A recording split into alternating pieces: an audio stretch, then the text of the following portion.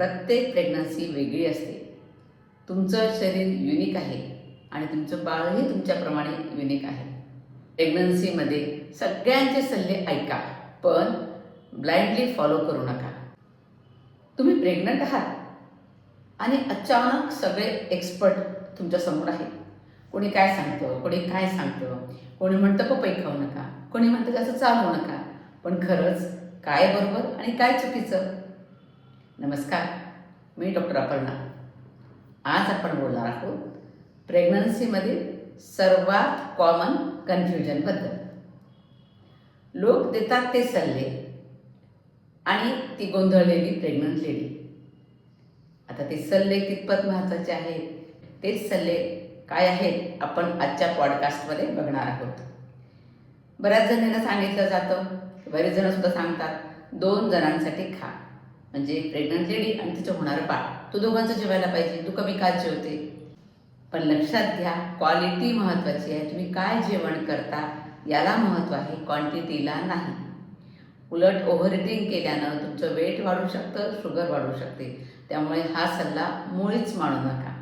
दुसरा सल्ला जातो, पपई आणि अननस पूर्णपणे बंद करा, अजिबात खाऊ नका. पण पिकलेली पपई जर खाल्ली योग्य त्या प्रमाणामध्ये तर ती सेफ असते. अननस खाऊ नका वाटल्यास. आणखी एक सल्ला दिला जातो, जास्त चालू नका, पूर्ण रेस्ट घ्यावी लागेल. पण जेव्हा तुमचे डॉक्टर सांगतात की व्यायाम करायला हरकत नाही, चालायला हरकत नाही, तेव्हा तुम्ही बिनधास्त तेवढ्या ॲक्टिव्हिटी करायलाच पाहिजे. आणि जेव्हा काही कारणामुळे तुमचे डॉक्टर तुम्हाला बेड रेस्ट सांगतात त्यावेळी मात्र तो सल्ला तुम्ही ऐकायला पाहिजे.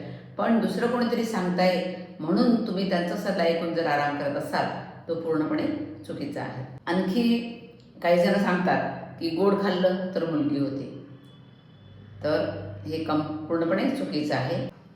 बेबी जेंडर डाएटवर अवलंबून नसतं, हे लक्षात घ्यायचं. त्यामुळे जेंडरवर जर कोणी बोलत असेल त्यावर मुळीच विश्वास ठेवायचा नाही.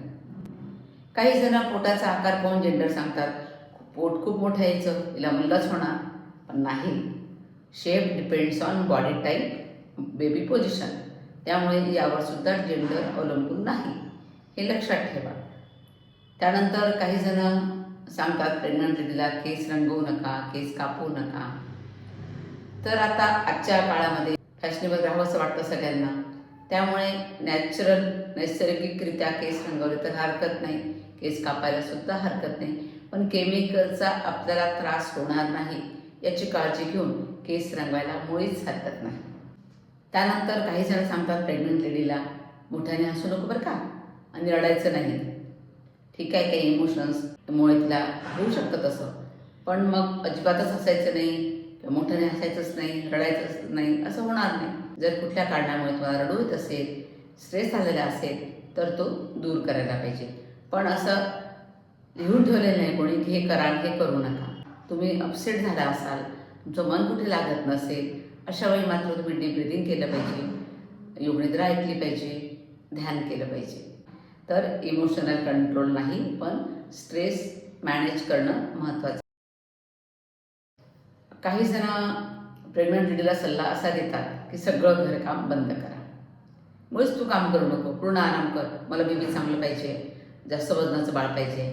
पण नाही, हे चुकीचं आहे. शरीराची हालचाल होणं खूप गरजेचं आहे आणि लाईट ॲक्टिव्हिटी बेनिफिशियल असते, लक्षात घ्यायचं. त्यामुळे हलका फुलका व्यायाम, थोडं चालणं शरीरासाठी गरजेचं आहे. नॉर्मल डिलिव्हरी होण्याचा चान्स त्याने वाढतो आणि आपलं डायजेशनसुद्धा त्याने सुधारतं. डिलिव्हरी जवळ आली की अजून एक सल्ला दिला जातो, तूप खा, म्हणजे तुझी नॉर्मल डिलिव्हरी होईल. नॉर्मल डिलिव्हरी तुपावर अवलंबून नसते. मी याआधी पण एक व्हिडिओ यावर बनवलेला आहे, त्याची लिंक डिस्क्रिप्शन बॉक्समध्ये मी देते आहे. तर त्यामुळे तुपामुळे असं काही होत नाही, पण स्निग्धता शरीरामध्ये वाढते, तेवढंच होऊ शकतं. पण त्याने नॉर्मल डिलिव्हरी होईल असं खात्रीलायक सांगता येत नाही. आणि जास्त विचार करू नका, त्याचा बाळावर परिणाम होतो, हे खरं आहे. पण आपलं मन शांत ठेवणं तितकंच गरजेचं आहे. जास्त विचार करू नका म्हणजे हे म्हणणं खूप सोपं आहे, पण ती प्रेग्नंट लेडी कोणत्या सिच्युएशनमध्ये आहे ते बघणं जास्त महत्त्वाचं आहे.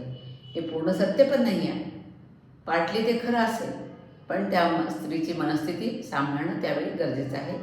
त्यामुळे तिला त्यावेळी कशाची गरज आहे, तिला मानसिक आधार दिला पाहिजे. लक्षात घ्या, प्रेग्नन्सीमध्ये सगळ्यांचे सल्ले ऐका, पण ब्लाइंडली फॉलो करू नका.